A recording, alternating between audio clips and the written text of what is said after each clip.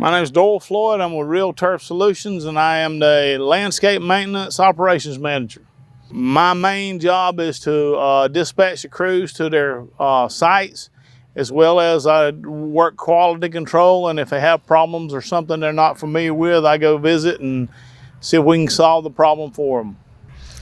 If customers have a question, I go and visit and try to answer their questions, and if I don't know the answer, I see if I can find the answer for them. I taught agriculture in the high schools for 31 years. As a matter of fact, I taught Terry and Bryce. I have a bachelor's degree in agronomy from the University of Georgia and a master's degree in agricultural education from the University of Georgia. What are your hopes to be able to help the company? I really want to see it grow. Like I said, Terry is and Bryce are two of my former students, and they've been successful all through their high school career, and they came to me and offered me an opportunity to come to work with Real Turf, and been working in public education for 30-something years, so I decided it was time to try the private sector.